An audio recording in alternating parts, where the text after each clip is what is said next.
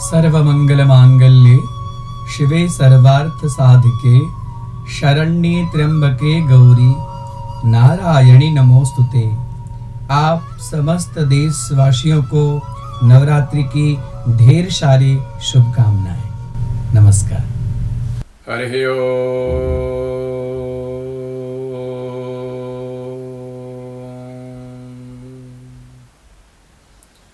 स्वस्ति श्री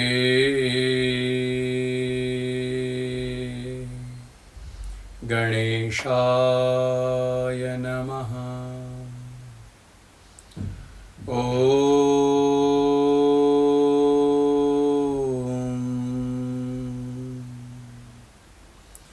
स्वस्ति श्री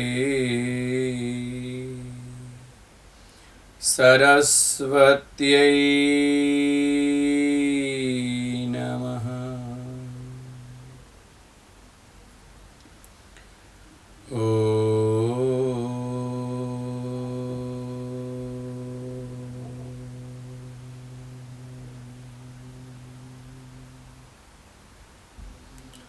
स्वस्ति श्री गुरुभ्यो नमः। शुक्लांबरधरं देवं शशिवर्णं चतुर्भुजं प्रसन्नवदनं ध्यायेत् सर्वविघ्नोपशान्तये। नमस्ते शारदे देवी सरस्वतीमतिप्रदे वसत्वं मम जिह्वाग्रे सर्वविद्या प्रदा भव। गुरुर्ब्रह्मा गुरुर्विष्णु गुरुर्देवो महेश्वरः गुरुसाक्षात् परब्रह्म तस्मै श्री गुरवे नमः। आरूढ़ा श्वेतहंसे भ्रमति च गगने दक्षिणे चाक्षसूत्रम् वामे हस्ते च दिव्याम्बरकनकमयम् पुस्तकं ज्ञानगम्यं। सा वीणा वादयन्ति स्वकरकरजपैर्शास्त्रविज्ञान शब्दैः क्रीडन्ति दिव्यरूपा करकमलधरा भारती सुप्रसन्ना। सृष्टौ या सर्गरूपा जगदवनविधौ पालिनी या च रौद्री संहारे चापि यस्याः जगदिदमखिलं क्रीडनं या पराख्या। पश्यन्ती मध्यमाथोस्तदनु भगवती वैखरी वर्णरूपा। सा स्मद्वाचं प्रसन्ना विधिहरिगिरिशा राधिता लंकरोतु। ओम सर्वचैतन्यरूपां तां आद्य विद्यां विद्यां च धीमहि बुद्धिः या नः प्रचोदयात्। ॐ यां मेधां देवगणाः पितरश्च उपासते तया मेधया मां मेधाविनं कुरु कुरु स्वाहा। ॐ ऐं ह्रीं क्लीं चामुण्डायै विच्चे। ॐ शान्ति शान्ति शान्ति।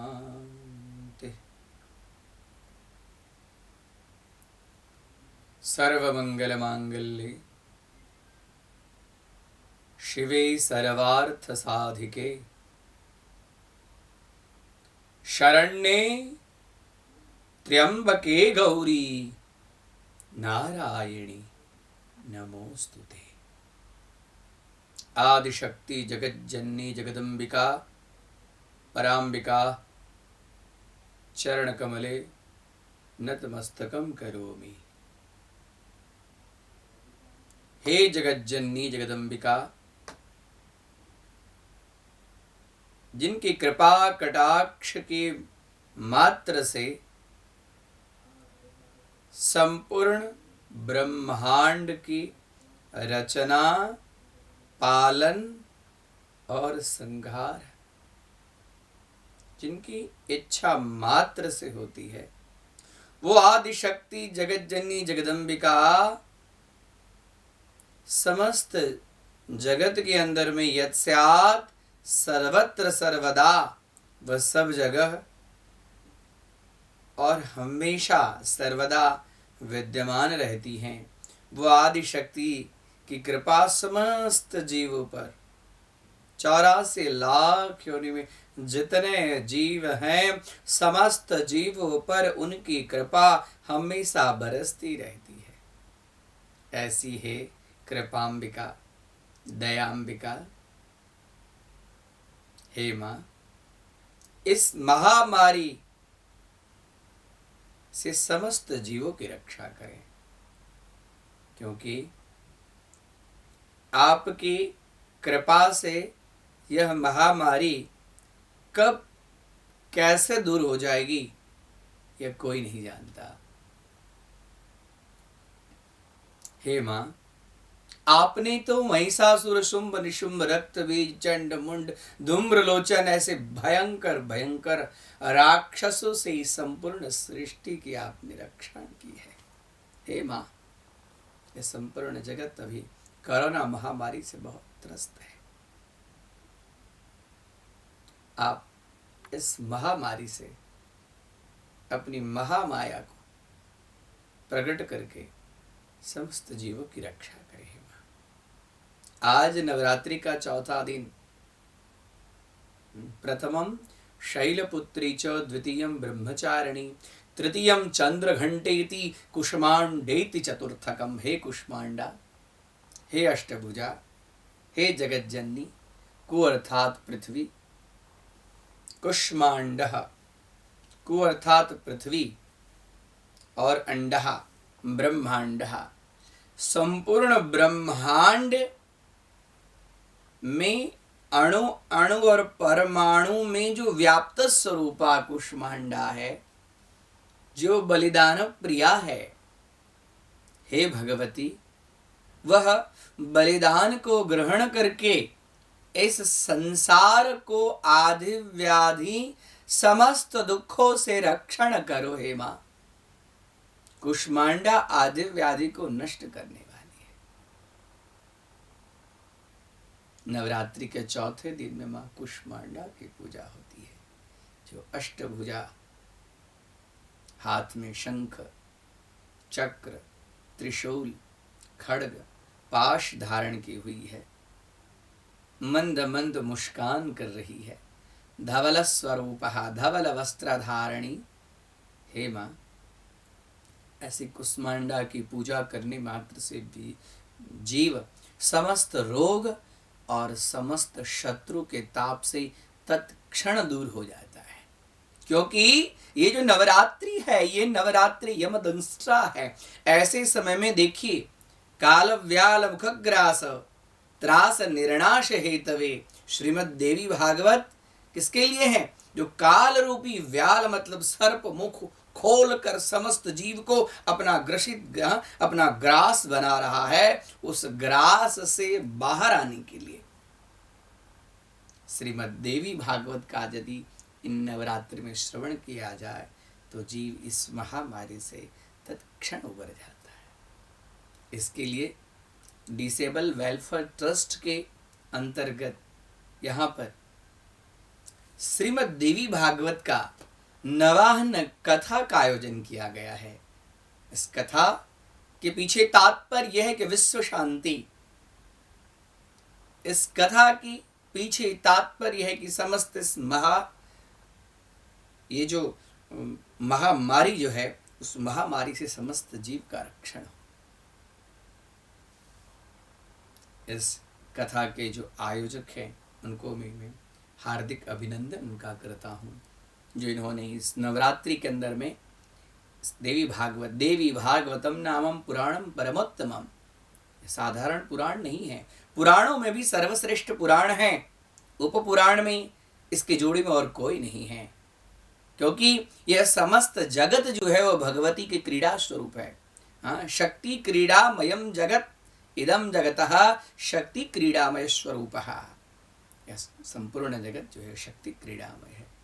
और इस शक्ति क्रीड़ामय की कथा इस शक्ति के दिनों में, 9 शक्तियों के दिनों में नवान कथा अर्थात प्रत्येक दिन भगवती के अलग अलग चरित्रों की कथा आज कुष्मांडा किस रूप में अवतरित हुई इस ब्रह्मांड में, इसकी कथा आज की कथा है।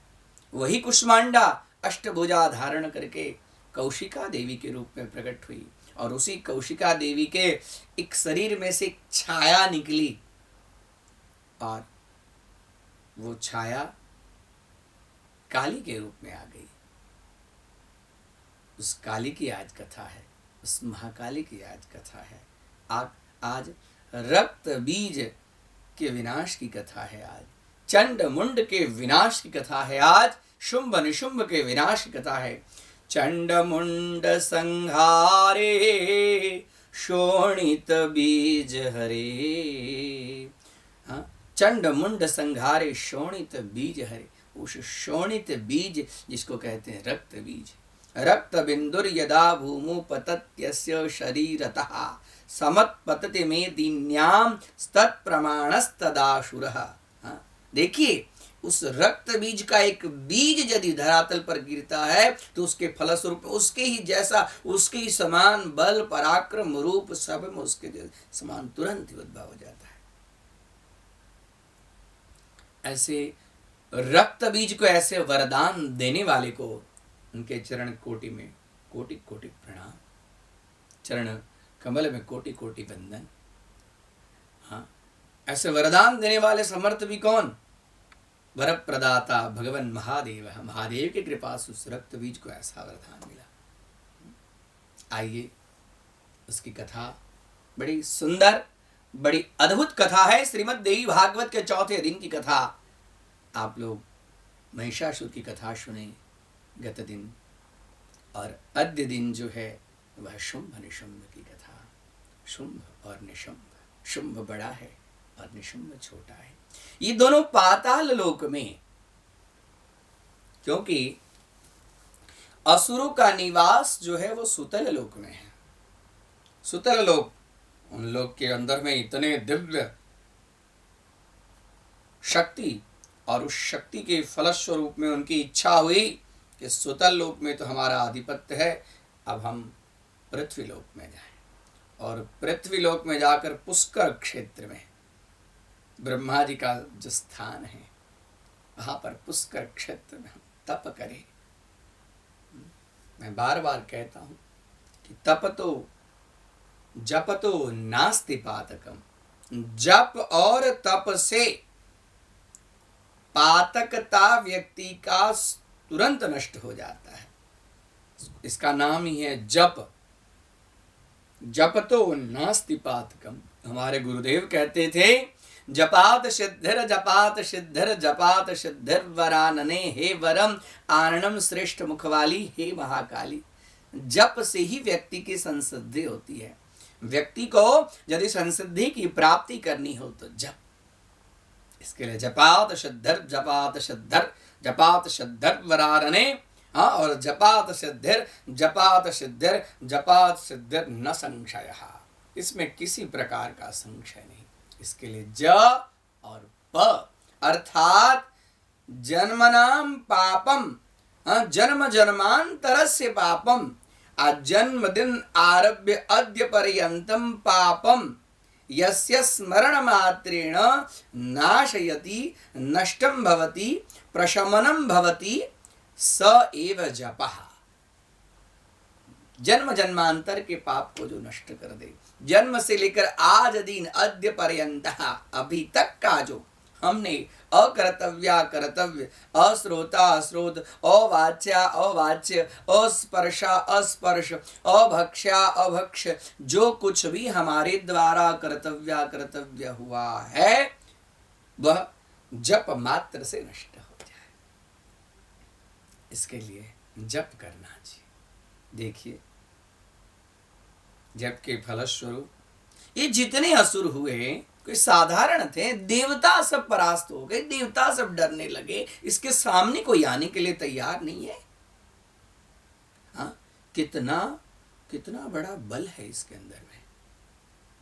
वही देवताओं का मंत्र है और वो देवताओं का मंत्र है। उस मंत्र के शक्ति के स्वरूप में वो देवता है, लेकिन देवताओं को भी मंत्र के अंदर में इतनी शक्ति के देवताओं भी उससे डरते हैं कि मेरे अधीन तो मंत्र है, मंत्राधीनम जगत सर्वम, मंत्राधीनास्तु देवता, मंत्र के अधीन में देवता है।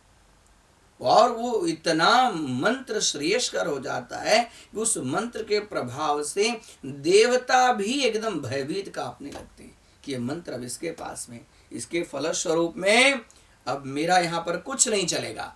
इंद्र डरता है अपने राज्य सिंहासन के लिए, यम डरता है उसके पास में जो सिद्धांत है, यम का मृत्यु का सिद्धांत है, मृत्यु के अधिपत्य वो डरते हैं, सूर्य डरते हैं। इसके अंदर में अब मैं मंत्र के अधीनस्थ, इसके अंदर में मुझे रहना पड़ेगा। हाँ? मुझे मर्यादा में, इस मंत्र के मर्यादा के अंदर में रहना पड़ेगा, क्योंकि मंत्र में जो शक्ति है वही शक्ति स्वरूप आदि जगत जननी शक्ति है। मंत्रात्मिका ये नमः, वो मंत्र आदि शक्ति का ही रूप है। इसके लिए जितने वर्णमाला हैं, अ से लेकर क्ष तक, इसके लिए अक्षमाला जिसको कहते हैं, अ से लेकर क्ष तक प्रत्येक अक्षर मंत्र स्वरूप है और प्रत्येक अक्षर मंत्र जो है वो महामाया का ही रूप है। कोई भी ऐसा अक्षर नहीं है जो मंत्र नहीं है, और कोई भी उसके अंदर में जो शक्ति हो महामाया की शक्ति नहीं, ऐसा है ही नहीं। शुंभ निशुंभ तप करने लगा और उसके तप के फलस्वरूप में संपूर्ण सृष्टि के अंदर में उसके तप के कारण एकदम डगमग उसके तेज से जलने लगे, दसों दिशाएं एकदम जलने लगे। ब्रह्मा जी प्रकट हुए, वरम ब्रूहि पुत्र, अरे भाई मैं तुम्हारे तपस्या से संतुष्ट हूं, तुम्हारे तपस्या से प्रसन्न हूं, अभी वरदान नहीं मांग रहे। शुंभ और निशुंभ दोनों खड़े हो गए और 3 परिक्रमा पहले ब्रह्मा जी की। ब्रह्मा जी आप हमारी इस तपस्या से संतुष्ट हो गए, और शुंभ निशुंभ तप के कारण एकदम कृष्णकाय, खड़े होने की सामर्थ्य नहीं तो फिर भी खड़े होकर सर्वप्रथम विवेको वर्धते महान, व्यक्ति विवेक से ही महान बनता है, विवेक से संपूर्ण सृष्टि को जीत लेता है। इसके लिए विवेक किससे मिलता है? तो विवेक साधना से मिलता है, विवेक सत्संग से मिलता है। विवेक भगवत कृपा से मिलती है। विवेक जन्म जन्मांतर के अच्छे संस्कार के फलस्वरूप व्यक्ति के अंदर में विवेक जागृत होता है। इसके लिए श्रीमद् भागवत, ये देवी भागवत है, श्रीमद् भागवत के अंदर में भाग्योदयेन बहुजन्म समर्जितेन सत्संग मंच लभते पुरुषो यदा वै अज्ञान हेतु कृत मोह मदांधकार नाशम विधाय हि तदोदयते विवेकः। सत्संग से, और इसी वाक्य को चरितार्थ करने के लिए गोस्वामी तुलसीदास जी महाराज जी भी यहां लिखते हैं, बिनु सतसंग विवेक न होई, बिनु सतसंग विवेक न होई। बिना सत्संग के विवेक की प्राप्ति नहीं होती है। और विवेको वर्धते महान, और वो सत्संग भगवत कृपा के बिना हो। असुर योनि में होने के बाद भी साधना, हम तो मनुष्य योनि, नरत्वम दुर्लभम लोके, विद्या तत्र सुदुर्लभा, भक्तिस्तत्र सुदुर्लभा, शक्तिस्तत्र सुदुर्लभा।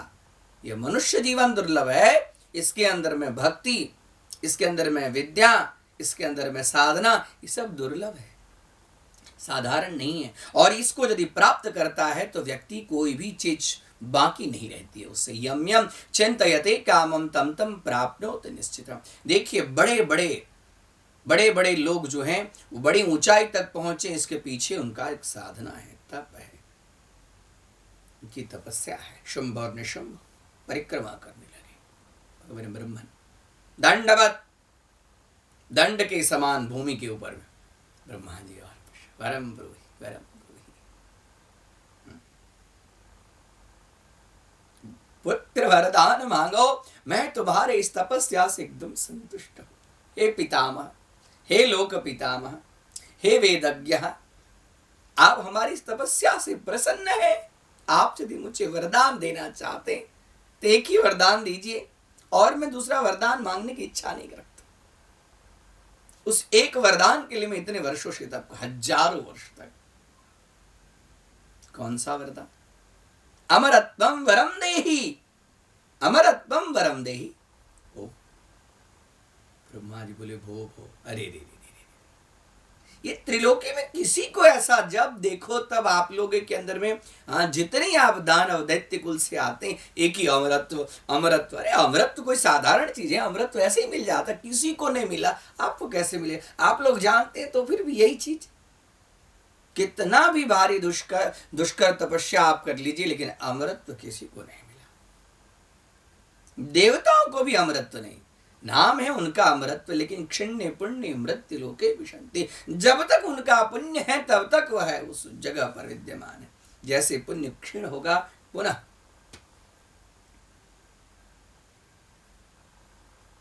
बोले जातस्य ही ध्रुवो मृत्यु ध्रुवम जन्म मृतस्य तस्मात् अपरिहारार्थम। छोड़ो इसको, दूसरा वरदान मांगो। जब आप ये वरदान देने के लिए ही इच्छा नहीं रखते हैं तो मुझे युद्ध में कोई जीत नहीं सके, देव दानव मानव तीनों कोई मुझे जीत नहीं सके, और मैं तीनों लोकों की संपत्ति वैभव का मालिक बनूं और स्वर्ग के ऊपर मेरा आधिपत्य बने, ऐसा मुझे वरदान दीजिए। बोले सब वरदान संभव है, लेकिन अमृत वरदान संभव। तथास्तु। ब्रह्मा जी कह के एकदम अंतर्हित हो गए, अंतर ध्यान हो गए। बोले कि अभी तो ये ठीक है, और क्या क्या वरदान मांगेगा। और जैसे ये वरदान मिला, और वरदान क्योंकि दोनों विवेकशील हैं, शुंभ और निशुंभ। शुंभ बड़ा भाई है, निशुंभ छोटा है। दोनों विवेकशील हैं, दोनों गए सब सर्वप्रथम किसके पास में? कोई यदि अमूल्य चीज मिले तो कहां जाना चाहिए? अपने से जो सर्वश्रेष्ठ है गुरुदेव के पास में। हमारे पास में भी कोई अलभ्य चीज मिले, दुर्लभ चीज मिले, तो सर्वप्रथम जो हमारे सर्वश्रेष्ठ हैं उनके सम्मुख जाना चाहिए। गए और अपनी सारी बात उनके सामने रख दी। गुरुदेव के चरण में भी दंडवत, तस्मै श्री गुरवे नमः। कोई भी कर्म से ही महान बना है और कोई कर्म से ही नीचे गया। देखिए आज शुंभ निशुंभ, शुंभ निशुंभ महानता कैसे प्राप्त किया? कर्म के फलस्वरूप में। सूर्य नारायण प्रातः काल में उदय होते हैं, भगवान शिव जी को कपाली बनना पड़ा, ब्रह्मा जी को ब्रह्मा येन कुलालवन नियमितो ब्रह्मांड भांडोदरे। जैसे कुम्हार अलग अलग घट की रचना करता है, मटके की रचना करता है, मटका बनाता, वैसे ही कुम्हार का भी एक नाम प्रजापति है ना। तो ब्रह्मा जी को भी प्रजापति की उपाधि मिली, कुम्हार की उपाधि। जैसे कुम्हार घट का निर्माण करता है, वैसे ही ब्रह्मन आपका ऐसा कर्म है जिसके फलस्वरूप में आप ब्रह्मांड की रचना कीजिए, ब्रह्मांड का निर्माण कीजिए। हाँ, ब्रह्मा येन कुलालवन नियमितो ब्रह्मांड भांडोदरे। हरे विष्णु विष्णुर्येन दशावतार गहने क्षिप्तो महासागरे। अलग अलग योनि धारण करके इस जगत का पालन कीजिए। हाँ, विष्णुर्येन दशावतार गहने क्षिप्तो महासागरे। और रुद्रो येन कपाल पाणि पुटके भिक्षाटनम याचते सूर्यो ब्राह्म्यति नित्यमेव गगने तस्मै नमः कर्मणे। कर्मणि वही संसदे मां स्थिता जनकादय। देखिए श्रीमद् भगवद गीता, भगवान श्री कृष्ण कहते हैं, हे अर्जुन, कर्म से ही व्यक्ति की संसिद्धि प्राप्त होती है। यह शुंभ निशुंभ कर्मनिष्ठ है। कर्म के फलस्वरूप में दैत्य गुरु शुक्राचार्य जी के चरण कमल में वंदन करते हुए, हे गुरुदेव, ब्रह्मा जी के द्वारा ये दिव्य लेकिन बोले कि देव दानव मानव किसी से तुम्हारा वध नहीं होगा, तो एक साधारण स्त्री तुम्हारा क्या वध करेगी? यदि कभी भी वध भी होगा तो एक साधारण स्त्री मेरा कुछ बिगाड़ नहीं सकती।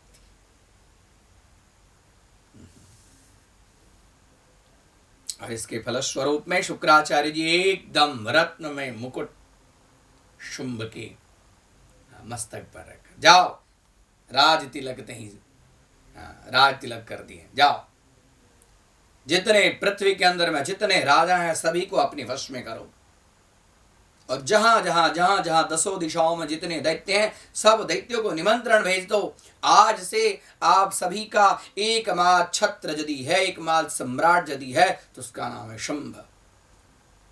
और निशंभ बलशाली, साधारण नहीं, दोनों भाई। और जितने जहां जहां पर कोई गंधमादन पर पर्वत पर बैठा है, कोई सुमेरु पर्वत पर बैठा है, कोई त्रिकूट पर्वत पर बैठा है, कोई विंध्य पर्वत पर बैठा है, जहां जहां से जो असुर थे सभी असुरों को अब पृथ्वी पर एक अद्वितीय राजा जिसका नाम शुंभ है वो आ गए। अब आप लोग आइए, उनकी सभा में विराजमान हुई, आप सभी को एक दिव्य अलग मंत्रियों का पद दिया जाएगा। सब आए, धूम्रलोचन आया, चंडमुंड आया, और एक रक्त बीज आया जो उसके मंत्री के रूप में महिषासुर का भाई, जो इंद्र से बदला लेने के लिए एकदम व्याकुल था। इसके लिए रक्त बीज, उसका रक्त बीज, वो तो रंभ जो था, रंभ का ही छाया स्वरूप, और रंभ के मन में भी इंद्र के प्रति खेद था, रक्त बीज के मन में भी इंद्र के प्रति खेद। और रक्त बीज सुमेरु पर्वत पर तप करने के लिए हजारों वर्ष तक तप किया, और तप के फलस्वरूप में भगवान शिव जी प्रसन्न हुए। वो पुत्र वरम ब्रूहि, वरदान मांग। हे भगवान, हे देवाय देव, हे महादेव, हे शंकर, आप हम पर प्रसन्न हैं तो मुझे वरदान दीजिए। और कैसा वरदान दीजिए? वो दिव्य अमोघ वरदान दीजिए जो आज तक किसी को प्राप्त नहीं हुआ है। मेरे शरीर से यदि रक्त की एक कण भी भूमि पर पड़ेगी तो उसी के फलस्वरूप, मेरे ही फलस्वरूप में एक दिव्य महान असुर उत्पन्न होगा। रक्त बिंदुर यदा भूमो पतत्यस्य शरीरतः। मैं अमरत्व वरदान नहीं मांग रहा, लेकिन यदि कोई भी मुझे मारेगा तो उसके फलस्वरूप में मेरे शरीर से थोड़ा भी रक्त यदि नीचे गिरेगा तो मेरे ही समान महान बलशाली असुर उत्पन्न होगा। जितने रक्त के रक्त बिंदु यदा, थोड़ा जहां जहां भी रक्त की बूंद पड़ेगी वहां, ऐसा उसका नाम ही था रक्त बीज। उसके रक्त के बूंद में, प्रत्येक एक एक बूंद में रक्त बीज ही भरा पड़ा था। आए शुंभ के दरबार में, वो भी, उसको भी एक मंत्री का पद, सब रक्त बीज की जय हो, रक्त बीज की जय हो, रक्त बीज की जय, सब जय जयकार करने लगे। अब धीरे धीरे धीरे धीरे धीरे धीरे पृथ्वी के ऊपर में तो संपूर्ण राजाओं को अपने वश में करके रख लिया। उसके बाद में चंड मुंड धूम्र लोचन रक्त बीज सभी के साथ में देवराज इंद्र के ऊपर में हमला कर दिया। और देवराज इंद्र के ऊपर में हमला कर दिए, इसके फलस्वरूप में तो देवराज फटाफट भग गया। अरे अभी अभी कुछ दिन पहले तो महिषासुर के साथ में ऐसे, अभी शुंभ कहाँ से, कैसा, हाँ, कोई साधारण बलि भगा। और कैसे भगा, वर्णन मिलता है कि जो देवी भागवत में वर्णन मिलता है कि जो देवता जितनी तेजी से भगे, उस देवता की उतनी प्रशंसा होने लगी, भग गए। पहाड़ की कंदरा में अदृश्य हो गए। और उसके बाद में संभने शंभ सभी दानवों का आवाहन करके, जाइए आपके लिए नंदन वन में विचरण कीजिए, अप्सराओं के साथ में नृत्य गीत आदि का आनंद लीजिए, सोम रस का पान कीजिए। अब जो कोई भी ऋषि मुनि यज्ञ करेंगे, उसे यज्ञ से हम लोग की पुष्टि होगी, ऋषि मुनियों की आहुति से हम लोग की पुष्टि होगी। हम सोम पान करें, अप्सराओं के साथ नृत्य गीत। जो देवताओं का राज्य सिंहासन था, आज वो असुरों का राज्य सिंहासन हो गया। अब देवता सब स्वर्ग के राज्य से अलग हो गए। देखिए, समय किसी को नहीं छोड़ता है, समय किसी को नहीं छोड़ता है। जन्यानाम जनकः कालः जगतामाश्रयो यतः, संपूर्ण जगत का आश्रय यदि कोई है तो उसका नाम है काल। जन्यानाम जनकः कालः, और सभी का पिता, समस्त जीव का पिता है काल। जन्यानाम सर्वजीवानाम जनकः पिता कालः, और जगताम आश्रयो यतः, समस्त जगत का आश्रय काल है। आज ऐसा समय कि जो देवता लोग स्वर्ग के राजा हुए थे, आज वो देवता लोग, कभी कभी हमारे जीवन में भी ऐसा समय आता है और उसके फलस्वरूप में दर दर दर दर दर दर भटक रहे हैं। कोई इनके साथ में, सभी को मालूम है कि भगवान महादेव ने वरदान दे दिया, ब्रह्मा जी वरदान दे दिया। अब ब्रह्मा जी वरदान तो दे दिया, ब्रह्मा जी फंस गए, ब्रह्मा जी लड़ने के लिए नहीं आ रहे, भगवान विष्णु लड़ने के लिए नहीं आ रहे, भगवान महादेव तो समझ रहे मैंने ही वरदान दिया है, कोई नहीं लड़ने के लिए आ रहा। इसके बाद में बहुत वर्षों तक, अरे कब तक इधर उधर भटकेंगे। अब जो अपना अधिकार था वो सब अधिकार हट गया। और जब तक सत्ता रहती है व्यक्ति के पास में, तभी तक उसका पावर रहता है। सत्ता हटी, कोई पावर नहीं, कोई कीमत नहीं उसकी, एक धूल के समान साधारण।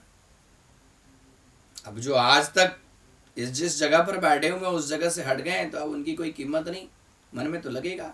देवगुरु बृहस्पति के बाद में, ये भी देवगुरु बृहस्पति के बाद में बोले, गुरुदेव हम लोग कब तक इस अपने राज्य से वंचित रहेंगे, हम पर कुछ कृपा करें। बोले हाँ, आप पर हम क्या कृपा करें। बोले आपके पास में कोई ऐसा मंत्र नहीं है जिस मंत्र के फलस्वरूप में शुंभ निशुंभ। अरे बोले मंत्र के तो देवता आप लोग हैं। अभी मैं मंत्र का जप भी करूंगा तो देवता ही अपने शक्ति से वंचित हैं, तो मंत्र कैसे सफल होगा, उस मंत्र से कैसे शुंभ निशुंभ को मारा जाएगा। अरे आपको ज्ञान नहीं है, आप जो इधर उधर भटक रहे हैं, जब तक भोग है भटकने का तब तक आप भटक रहे हैं।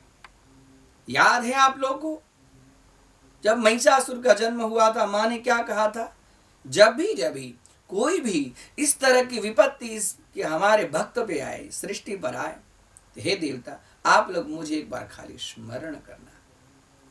आपद किं करणीयम, आपत्ति आए तो क्या करना चाहिए, तो स्मरणीयम चरण युगल अम्बाया, भगवती के चरण कमल का ध्यान करना चाहिए। वो महिषासुर के समय में भगवती जाते जाते क्या कही, जब आप लोग उनको फूल की वर्षा करने लगे, हाँ जगदम्बा की जय हो, जगदम्बा की जय हो, जगदम्बा की जय हो, हाँ जय जयकार करने लगे, तो उस समय क्या कहा कि जब भी आप लोग इस सृष्टि के ऊपर में विपत्ति आए तो आप लोग मुझे याद कीजिएगा। कम याम शरणम, अब उन्हीं की शरण में आप जाओ, अन्य और कोई आप लोग का रक्षक नहीं है। तब समस्त देवी देवता, समस्त देवी देवता भगवती के चरण कमल में वंदन कर रहे हैं। विश्वेश्वरित्वं परिपास विश्वं, विश्वात्मिका धारयसीत विश्वं, विश्वेश वन्द्या भवती भवन्ति, विश्वाश्रयाये त्वयि भक्ति नम्रा। हे माँ, इस जगत की रक्षा करो। इस जगत के ऊपर में दैत्यों ने संपूर्ण रूप से अपना आधिपत्य जमा लिया है। सब देवता अपने अपने अधिकार से वंचित हो गए, सब दुखी है। हे माँ, ऋषि मुनि यज्ञ नहीं कर पा रहे हैं। आज अब सज्जनों का यहाँ पर कोई स्थान नहीं। हाँ, सज्जनों पर दुर्जन भारी पड़ गए हैं। अभी सत्य पर असत्य भारी हो गया है। हे माँ, कृपा करो, हम लोग को अपना अपना राज्य पुनः दे दे। हे माँ, हम लोग राज्यच्युत हो गए, राज्य से पतन हो गए। हमारे जीवन में भी जब हम भी अपने अधिकार से वंचित हो जाएं, हम भी अपने अधिकार से दूर हो जाएं, तो ऐसे समय में क्या करना चाहिए? ऐसे समय भगवती के चरण कमल का ध्यान करना चाहिए। या देवी सर्वभूतेषु मातृरूपेण संस्थिता। व्यक्ति को जब दुख आता है, व्यक्ति को जब कष्ट आता है, तो किसको याद करता है? पिता को याद करता है? नहीं, वह पिता को याद नहीं करता है, वह एक माँ को याद करता है। जगन मातर माता। हे माँ, देखिए माँ कहने से वाणी के अंदर में एक अलग करुणा झलक आती है। माँ, देखिए माँ बोलने से ही एक अलग ऊर्जा, एक अलग, जो मुझे कोई आश्रय दे ऐसा स्थान स्वतः अपने आप मिल जाता है।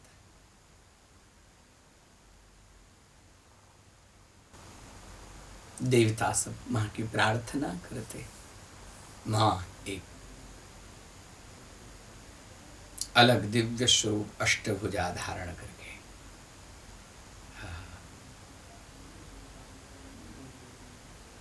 जिसको काशिका देवी कहते हैं, काशिका देवी का एक अलग दिव्य स्वरूप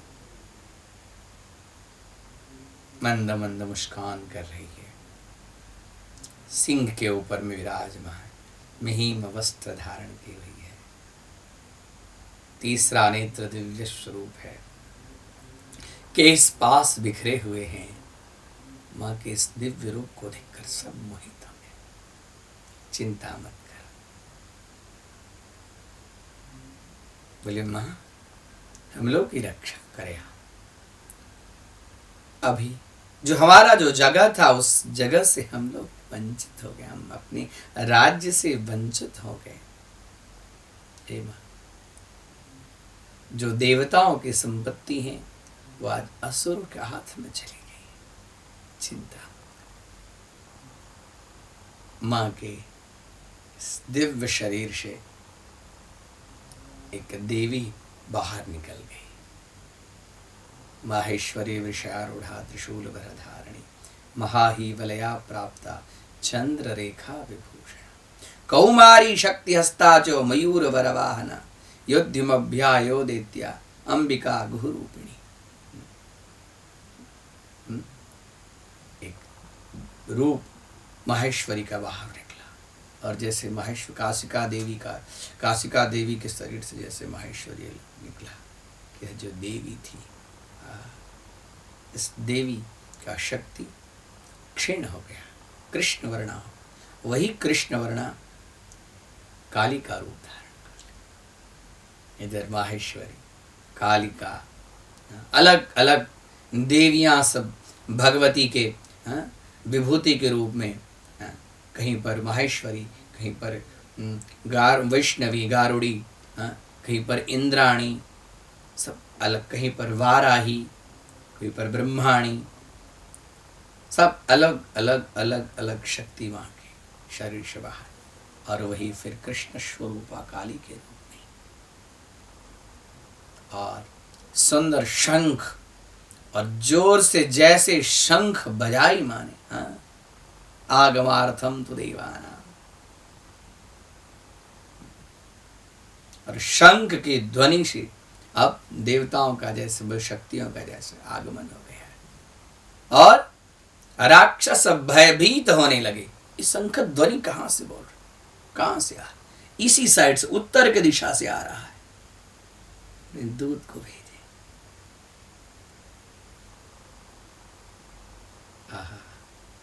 एक दूत आता है, किस साइड से आ रहा है ये जानने के लिए उत्तर दिशा में जैसे ही आगे गया,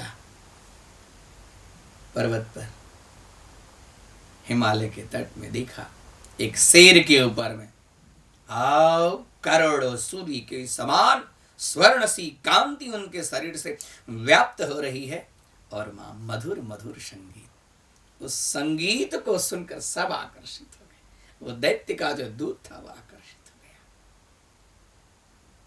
दैत्य के दूत को आकर्षित होकर कुछ बोला नहीं, आया शुंभ के पास, हे राजन, आपके इस भंडार में कोई चीज की कमी नहीं है, लेकिन जिसने शंख ध्वनि की थी वो एक साधारण देवी नहीं है।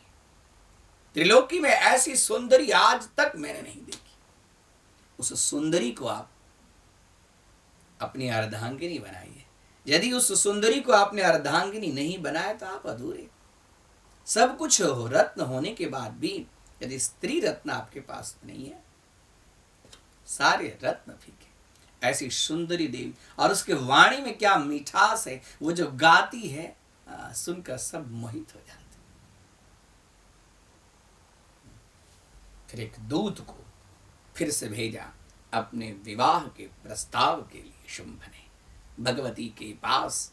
वह दूत आया और दूत कहता है, हे देवी, काशित्वम कौन है आप ये मैं नहीं जानता हूं, लेकिन अभी इस पृथ्वी और स्वर्गलोक में सर्वश्रेष्ठ एक शुंभ नाम का राजा है और उसका छोटा भाई निशुंभ है। आप शुंभ और निशुंभ दोनों में से चाहे तो किसी एक को वर्ण कर लीजिए।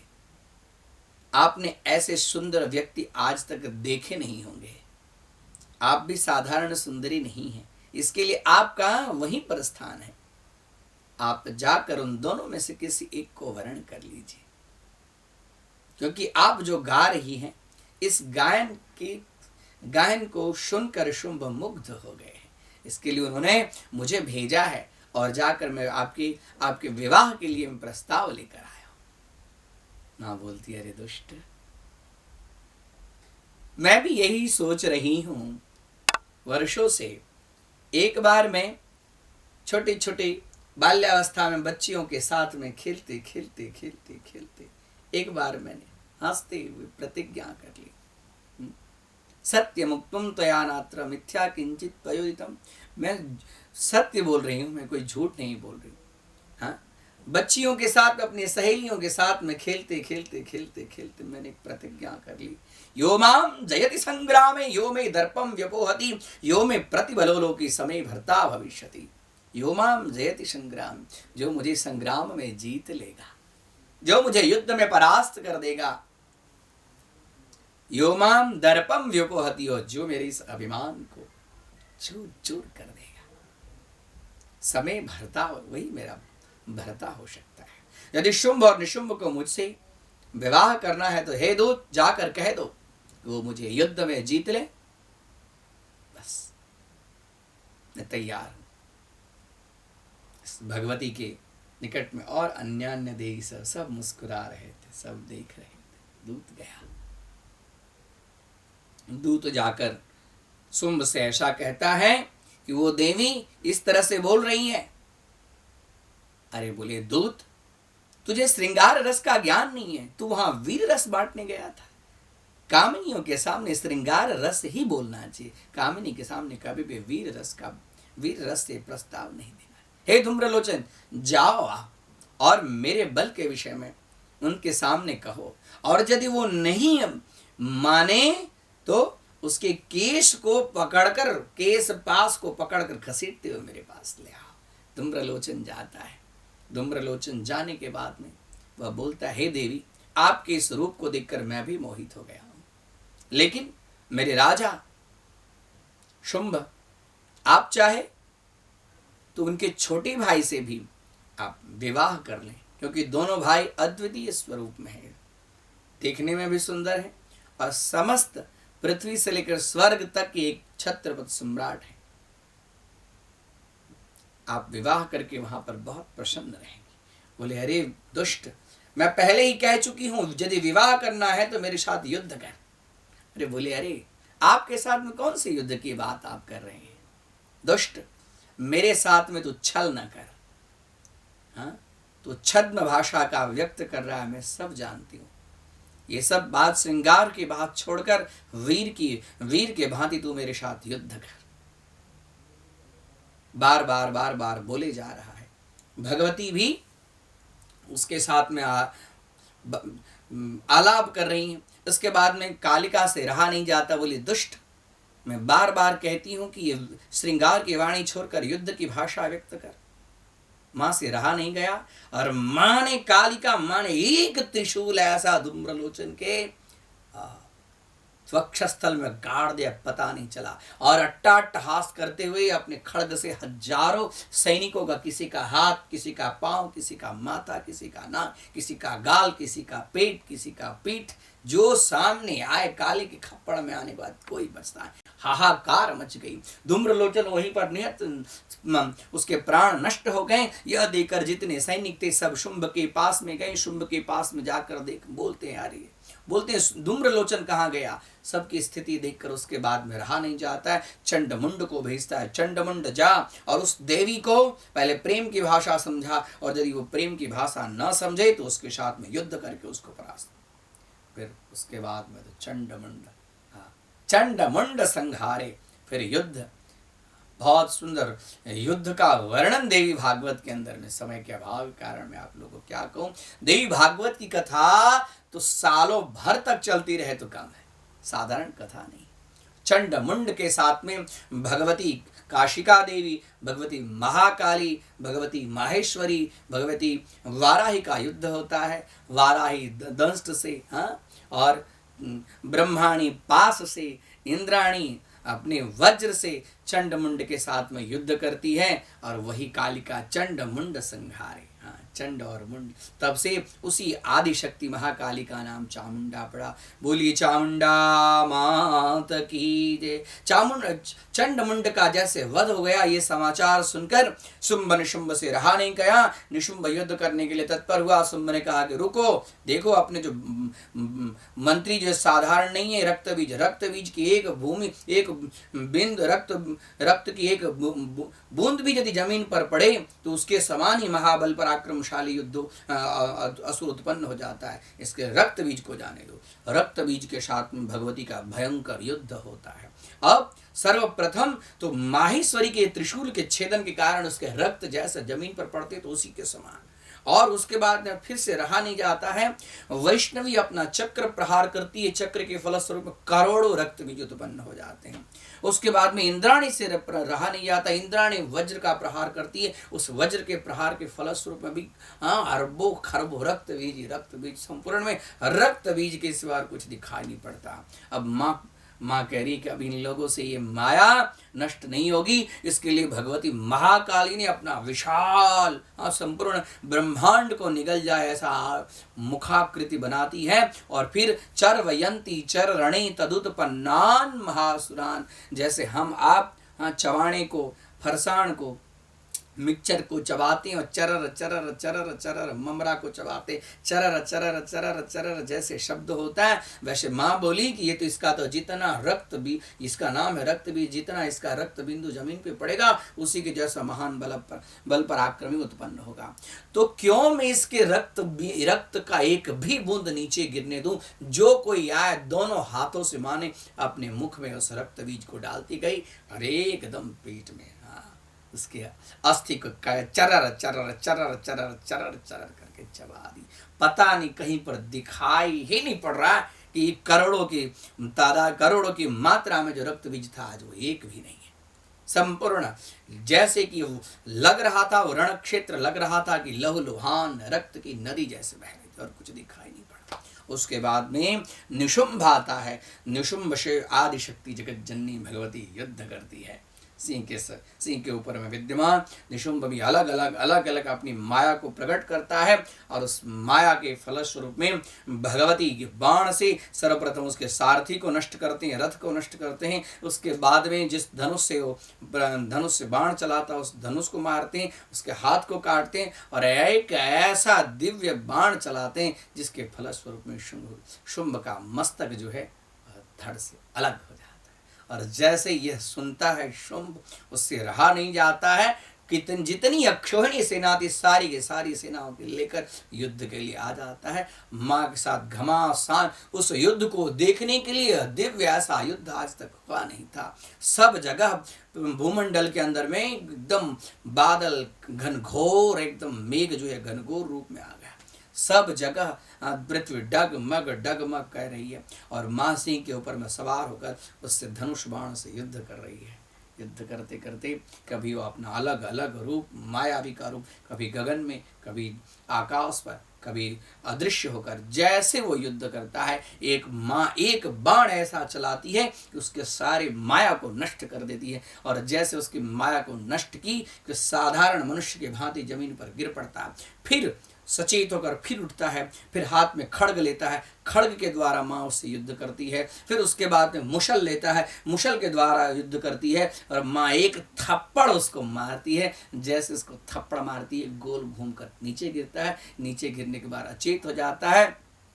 माँ का जो वाहन है केसरी सिंह, उसके केसरी जो है वह उसका हृदय जैसे चटाई बीनने वाला जैसे सी को फाड़ देता है, वैसे ही माता का वाहन जो है शेर अपने पंजे से शुंभ का एकदम वक्षस्थल फाड़ देता है।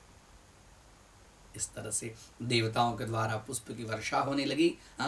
दुर्गा भवानी की जय हो, दुर्गा भवानी मैया की जय हो, दुर्गा भवानी मैया की जय हो, दुर्गा भवानी मैया की जय। सब लोग शंख बजाने लगे, दुंदुभी बजाने लगे, पुष्पों की वर्षा करने लगे।